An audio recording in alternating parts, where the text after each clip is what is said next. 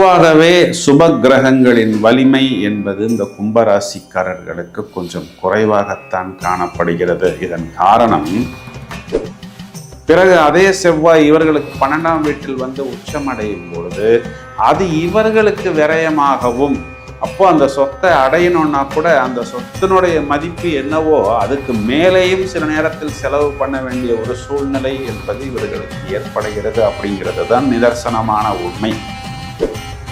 ஒன்று இவங்களுடைய லைஃப் பார்ட்னரோ இல்லைன்னா இவங்களுடைய பிஸ்னஸ் பார்ட்னரோ அவர்களால் தான் அந்த வேலை நடந்தது அப்படிங்கிற ஒரு நல்ல பெயரை அவர்கள் எடுத்துக்கொண்டு போய்விடுவார்கள். இவர்களுக்கு ஒரு டிப்ரெஷனும் ஒரு தாழ்வு மனப்பான்மையும் சில நேரத்தில் இன்ஃபீரியாரிட்டி காம்ப்ளெக்ஸும் தான் மிச்சமாக இருக்கும். கும்பராசிக்காரர்கள் பொதுவாகவே பிஸ்னஸ் பண்ணுறதுக்கு முன்னாடி பல முறை ஜாதகத்தை நன்றாக அலசி ஆராய்ந்த பிறகுதான் முடிவெடுக்க வேண்டும். ஹாய் எவ்ரிஒன், இந்த பதிவின் மூலம் ஒவ்வொரு ராசிக்காரர்களும் எங்கே தோற்கிறார்கள், அவர்கள் எவ்வாறு ஜெயிக்கப் போகிறார்கள், அதற்கு என்ன செய்ய வேண்டும். ஒரு நபர் பிறக்கும் பொழுதே அவர் ஒரு குத்துச்சண்டை வீரராக பிறப்பதில்லை. அதற்குண்டான ஒரு எக்ஸசைஸ் செய்யும் பொழுது, தனது உடலை வலிமையாக்கி கொள்ளும் பொழுதுதான் அவர் ஒரு குத்துச்சண்டை வீரராக மாறுகிறார். பிறக்கும் பொழுதே யாரும் ஒரு ஓட்டப்பந்தய வீராங்கனையாக பிறப்பதில்லை. அதற்குண்டான பயிற்சிகள் என்பது கண்டிப்பாக அவருக்கு தேவை. ஒரு கரண்ட்டு தான், அதே கரண்ட்டு வாட்டர் ஹீட்டரில் போகும்போது சூடாக வருது, அதே கரண்ட்டு ஏசியில் வரும்போது கூலிங்காக வருகிறது. அப்போது இந்த சூடுங்கிறதும் கூலிங்கிறதும் எதிர்மறையான ஆற்றல். ஒரு கரண்ட் எப்படி 2 எதிர்மறையான ஆற்றலை கொடுக்கிறது என்றால், அதற்குண்டான கருவிகள் அந்த கரண்ட்டை அவ்வாறு மாற்றுகின்றன. ஒரே கிரகம்தான், அந்த ஒரு கிரகம் உங்களுக்கு 7.5 சனியாக வரும் பொழுது உங்களுக்கு பாதகத்தை கொடுக்கிறது. பிறகு அதே கிரகம் உங்களுக்கு லாபஸ்தானத்தில் வரும் பொழுது லாபத்தை கொடுக்கிறது. Do not wait for opportunities but create them. சந்தர்ப்பங்களுக்காக நாம் காத்திருக்க கூடாது, அந்த சந்தர்ப்பத்தை நாம் உருவாக்க வேண்டும். When the going gets tough, the tough gets going.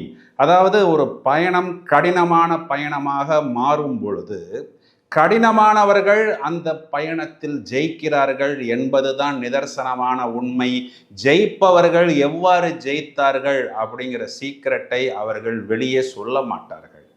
ஒரு நபர் ஒரு ஊரிலிருந்து வந்து எங்களை சந்திக்கிறார், அதுக்கு ஒரு ஃபீஸ் கொடுக்கிறார், அவரை வெற்றியாளராக மாற்றி விடுகிறோம். அதுக்கு அவர் கொடுக்குற ஃபிக்ஸு எக்ஸ் அப்படின்னு வைத்துக்கொள்வோம். சார், எங்கள் ஊரிலிருந்து பிறகு யார் வந்து உங்களை சந்தித்தாலும் நீங்கள் அவர்களை சந்திக்காதீர்கள், இதற்கு ஃபீஸாக நான் உங்களுக்கு 10x கொடுக்கிறேன் அப்படின்னு அவர் ஓப்பனாகவே எங்களிடம் சொல்லுகிறார். அப்போது வெற்றியாளர்கள் எவ்வாறு ஜெயித்தார்கள் அப்படிங்கிற ஒரு வெற்றி ஃபார்முலாவை கொடுக்க மாட்டார்கள். நம்ம 7.5 சனி பார்க்குறோம், அஷ்டம குரு பார்க்குறோம், இதனால் தோற்று போச்சுன்னு நினைக்கிறோம், அதனால் தோற்று போச்சுன்னு நினைக்கிறோம், ராசியில் ராகு வந்ததுனால தோற்று போச்சுன்னு நினைக்கிறோம்.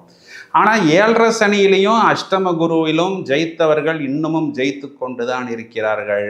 அவர்கள் தங்கள் வெற்றி ஃபார்முலாவை வெளியே சொல்வதில்லை. இப்போ ஒரே பயணம், ஒரே இலக்கு, அதே வழியில் டெய்லி போகும் பொழுது அதே மனிதர்கள் தான் வரும். ஒரு பயணத்தை மாற்றும் பொழுதுதான் புதிய மனிதர்கள், புதிய இலக்கு வரும். அப்போதான் நமக்கு அந்த பாசிட்டிவான விஷயங்கள் கிடைக்கும்.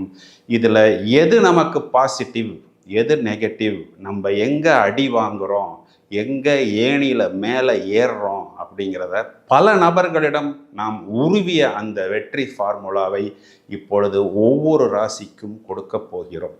அதாவது ஒரு டேர்னிங் பாயிண்ட் வேணும், ஒரு டெவலப்மெண்ட் வேணும், ஒரு நெக்ஸ்ட் லெவலுக்கு போகணும் அப்படிங்கிற அந்த வெற்றி ஃபார்முலாவை பல ஆயிரக்கணக்கான மனிதர்களுக்கு நாம் தனித்தனியாக சொல்ல முடியாது. அதனால் இந்த பதிவின் மூலம் மொத்தமாக இந்த ஃபார்முலாவை ஒவ்வொரு ராசிக்கும் கொடுக்க போகிறோம்.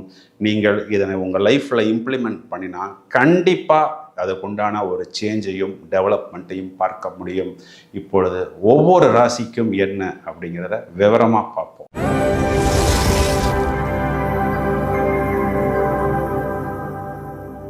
இந்த பதிவில் நாம் கும்பராசியை எடுத்துக்கொள்வோம். காலபுருஷ ராசி மேஷத்திலிருந்து தொடங்கும் பொழுது கும்பம் என்பது 11ஆம் வீட்டுக்கு அதிபதியாக வருகிறது. இந்த 11ஆம் வீடு என்பது லாபஸ்தானம். இதைத்தான் பாதகஸ்தானம் என்றும் சொல்வார்கள். அப்போ லாபத்தை இவர்கள் மற்றவர்களுக்கு கொடுப்பவர்களாகத்தான் அதிகம் வருகிறார்கள். ஏன் அப்படின்னு பார்த்தோம்னா, கும்பத்துக்கு ராசியாதிபதி சனி பகவானே ராசிக்கு 12ஆம் வீட்டுக்கும் அதிபதி ஆயிடுறார். அதையும் தவிர பொதுவாக கும்பம் மகரம் இந்த லக்னங்களுக்கு புதன் சுக்கிரன் இந்த 2 கிரகம் தான் யோகாதிபதியாக வரும். இவங்களுக்கு பஞ்சமாதிபதியாக வரக்கூடிய புதன் என்பவர் அஷ்டமாதிபதியாக வருகிறார். அப்போ இவர்களுக்கு சுகஸ்தானாதிபதி அப்படின்னு வரக்கூடிய சுக்கிரன் என்பவர் இவங்களுக்கு பாதகாதிபதியாகவும் வருகிறார், பாக்யாதிபதியாகவும் வருகிறார். அப்போ அந்த புதன் சுக்கிரன் ரெண்டுமே பார்த்தோம்னா இவங்களுக்கு 50% மட்டும்தான் நல்லது செய்யக்கூடியதாக வருகிறது. செவ்வாய் இவங்களுக்கு வெற்றி ஸ்தானத்துக்கு அதிபதியாக வந்து அவரே தான் 12ஆம் வீட்டில் போய் உச்சம் அடைகிறார். குரு என்பவர் இவர்களுக்கு மாரகாதிபதியாக வரக்கூடிய கிரகம். சூரியன் இவர்களுக்கு கேந்திராதிபதியாக வந்தாலும் இந்த லக்னத்துக்கு இந்த ராசிக்கு அதிபதி சனி என்ற கிரகத்துக்கு சூரியன் என்பவர் எதிரியாகத்தான் வருகிறார். மிச்சம் இருக்கிறது சந்திரன் அப்படிங்கிற ஒரு கிரகம் இவங்களுக்கு 6ஆம் வீட்டுக்கு அதிபதியாக வருகிறார்.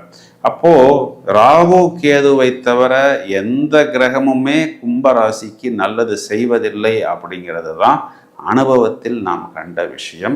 ராகு கேது இந்த 2 கிரகங்களும் எந்த வீட்டில் அமர்ந்திருக்கிறது, எந்த ராசியில் இருக்கிறது, எந்த நட்சத்திரத்தில் இருக்கிறது என்பதை வைத்துத்தான் நான் நிர்ணயம் செய்ய முடியும். இந்த கும்பராசிங்கிறது ஒரு காற்று ராசி. இப்போ காற்று வந்து எப்படி வேகமாக ஒரு இடத்திலிருந்து இன்னொரு இடத்துக்கு செல்கிறதோ அதை போல் மளமளமளவென்று வேகமாக மேலே போகக்கூடியது. பிறகு போன வேகத்தில் திரும்பி வரக்கூடிய நபர்களாக நிறைய கும்பராசிக்காரர்களை நாம் பார்க்கலாம். இது ஏன் இந்த மாதிரி நடக்குது அப்படின்னா, இந்த கும்பத்துக்குள் தான் இந்த சதய நட்சத்திரம் 4 பாதங்களுமே முழுவதுமா இருக்கிறது. இப்போ எந்த ராசிக்குள் எந்த நட்சத்திரம் முழுவதா இருக்கிறதோ அது தனது பூரணமான ஆற்றலை வெளிப்படுத்தும். இதில் சதயம் என்பது இவர்களுக்கு ராகு அப்படிங்கிற கிரகத்தின் தன்மையை முழுவதுமாக இந்த கும்பத்துக்கு கொடுக்கிறது. அப்போ அந்த ராகுங்கிறது வந்து பார்த்தோம் அப்படின்னா ரொம்பவும் வேகமாக ஒரு அசுரத்தனமாக குறிப்பாக இந்த நோவல் டெக்னாலஜி சம்பந்தப்பட்ட விஷயங்கள் எல்லாம் மின்னல் வேகத்தில் பிடித்து கொள்பவர்களாக ரொம்பவும் நூதனமான விஷயங்களை சூட்சுமங்களை கற்றுக்கொள்ளக்கூடிய நபர்களாக இவர்கள் எந்த தொழில் துறை சார்ந்த விஷயத்தில் இருக்கிறார்களோ அதில் சராசரியாக 10 வருஷத்தில் ஒருத்தங்களுக்கு அடையக்கூடிய அந்த வெற்றியாக இருந்தாலும் அந்த ஆற்றலாக இருந்தாலும் ஒரு 2 வருடத்தில் இவர்கள் வெகு எளிதாக அந்த உச்சத்தை அடைந்து விடுவார்கள். These people are very emotional. முன்னோடியாக யோசிப்பது, பூரணமாக மற்றவர்கள் சொல்லக்கூடிய விஷயங்களை எல்லாம் பெரிதாக இவர்கள் கேட்டுக்கொள்ள மாட்டார்கள். ஏன் அப்படின்னா இவர்களுக்கே தான் எல்லா விஷயமுமே நன்றாகவே தெரிந்து வைத்திருப்பார்கள். இந்த கும்பராசிக்கு சின்னமாக கொடுக்கப்பட்டுள்ளது பார்த்தோம்னா ஒரு குடம், அதாவது ஒரு கலசம். இந்த கலசம் எங்கு இருக்கிறதோ அந்த இடத்தில் அதற்கு ஒரு முதல் மரியாதை. அது ஒரு பூஜையாக இருந்தாலும் சரி, ஒரு யாகமாக இருந்தாலும் சரி, ஒரு கலசத்தை வைத்துத்தான் அந்த தெய்வத்தை அந்த தேவதைகளை எல்லாம் அங்கு ஆவாகனம் செய்கிறார்கள். ஒரு கோயிலில் ஒரு கோபுரத்தில் போய் அபிஷேகம் செஞ்சால் கூட அந்த கலச நீரை வைத்துத்தான் அபிஷேகம் என்பது செய்கிறார்கள். இந்த கும்பராசிக்காரர்களுடைய திறமை என்பது இந்த கலசத்துக்குள் இருக்கக்கூடிய விளக்கை போல்.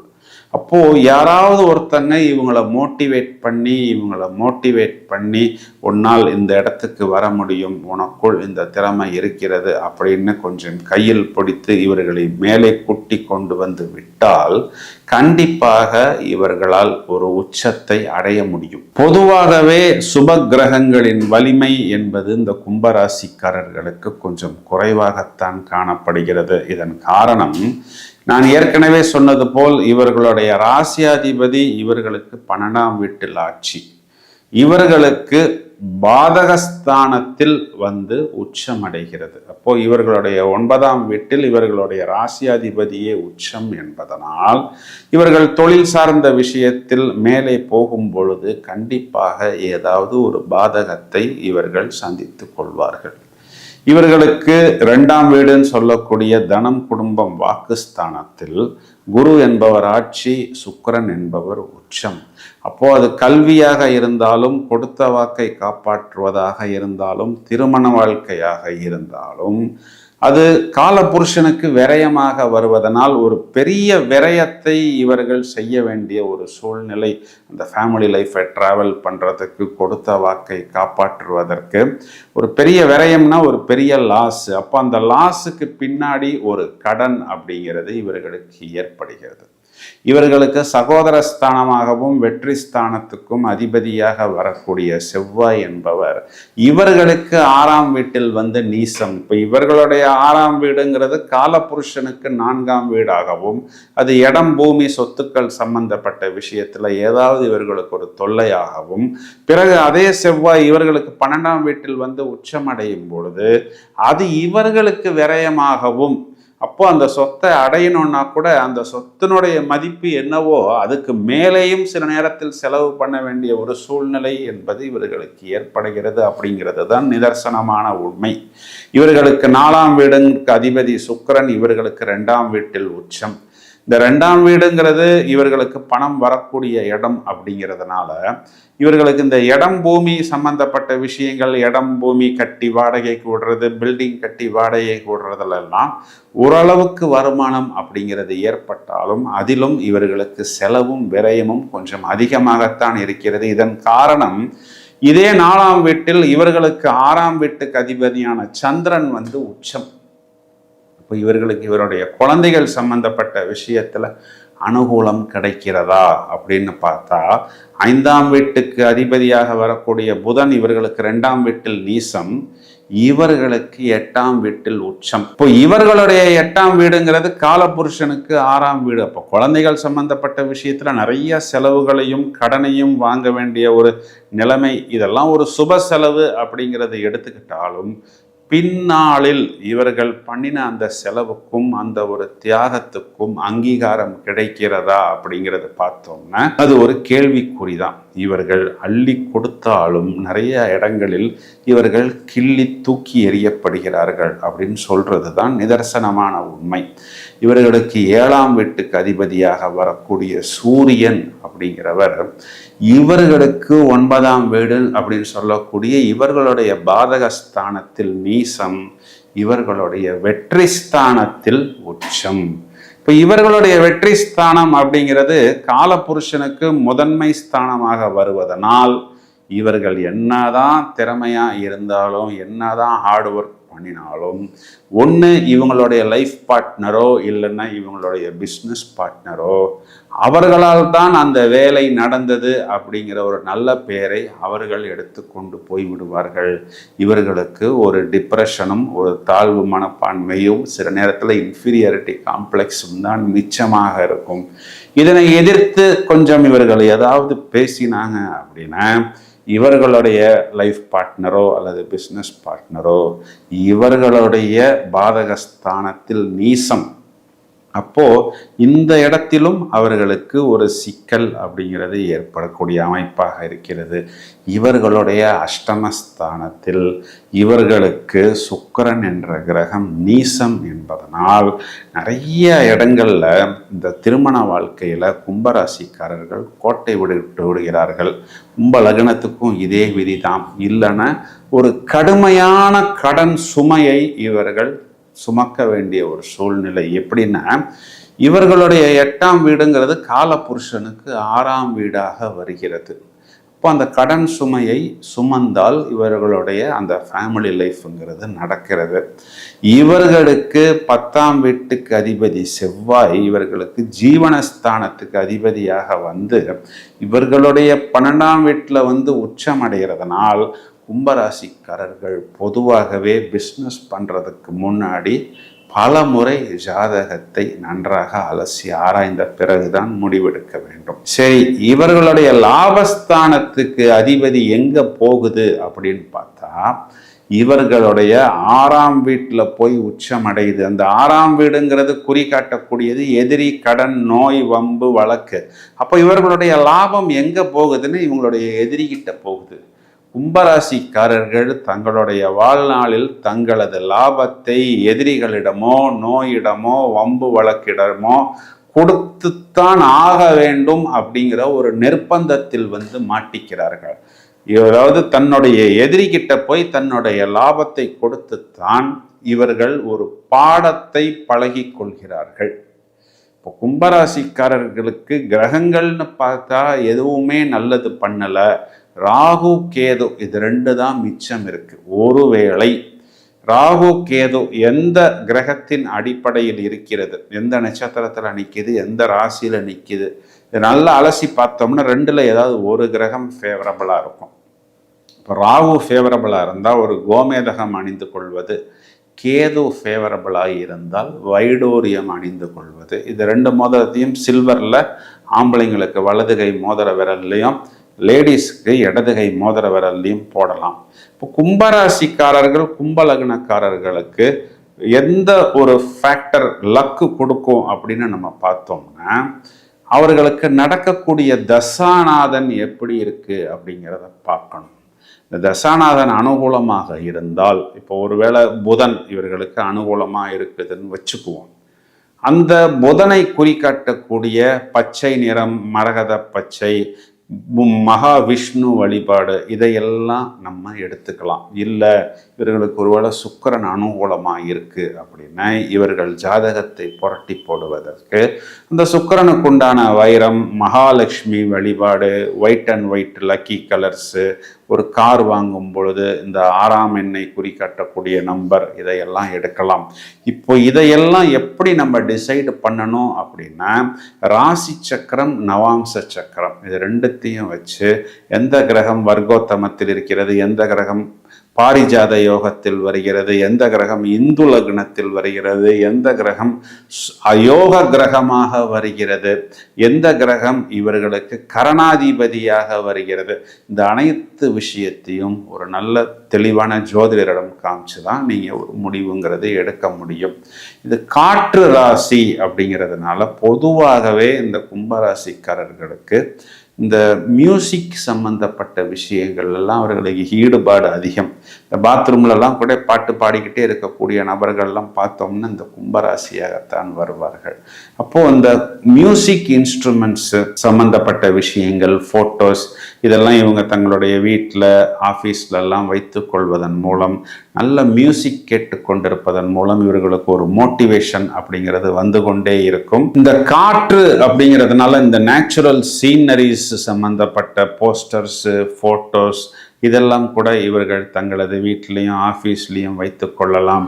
இந்த கும்பம் என்பது சனியை குறிகாட்டுவதனால் இந்த சனி கிரகத்துக்குண்டான உழைப்பை வெளிப்படுத்தக்கூடிய விஷயங்கள், வீட்டிலேயே ஒரு ஹோம் ஜிம் வைத்து கொள்வது, டெய்லி வாக்கிங் போவது, ஃபிட்டாக இருப்பது, முடிந்தவரை தங்களது சக்திக்குள் மற்றவர்களுக்கு என்னென்ன உதவிகள் செய்வது, தொடர்ச்சியாக மகாலட்சுமி மகாவிஷ்ணு வழிபாடு செய்வது, ஒருவேளை இவர்களுக்கு இந்த 5ஆம் எண் 6ஆம் எண் அனுகூலமாக வருகிறதா அப்படிங்கிறத பார்த்துக்கிட்டு அந்த மாதிரி அனுகூலமான பலன்கள் கிடைப்பதற்கு இவர்களுக்கு பெயர் வைக்கும் பொழுதோ, இல்லைன்னா இவங்களுக்கு ஒரு பேங்க் அக்கௌண்ட் ஓப்பன் பண்ணும்போது, இல்லை அப்படின்னா இவர்களுடைய மொபைல் நம்பர் சம்பந்தப்பட்ட விஷயங்கள், கார் நம்பர் இதில் எல்லாம் இவர்கள் தங்களுடைய லக்கி நம்பரை பலப்படுத்தி கொண்டு வரும் பொழுது கண்டிப்பாக இப்போ நான் சொன்ன அந்த நெகட்டிவ் விஷயங்கள் எல்லாம் ஒவ்வொன்றா இவர்களுக்கு கிளியராகி, ஜாதகத்தில் கிரகங்களுடைய வலிமை குறைவாக இருந்தாலும் இந்த லக்கை மேலும் மேலும் அபிவிருத்தி செய்து கொள்வதன் மூலம் கண்டிப்பாக ஜாதகத்தை புரட்டி போட்டு ஒரு மிகப்பெரிய வெற்றியை இவர்களால் அடைய முடியும் என்பதுதான் நிதர்சனமான உண்மை. தொடர்ந்து இணைப்பில் இருங்கள். பல அரிய தகவல்கள் தயாராகி கொண்டிருக்கிறது. Thank you friends.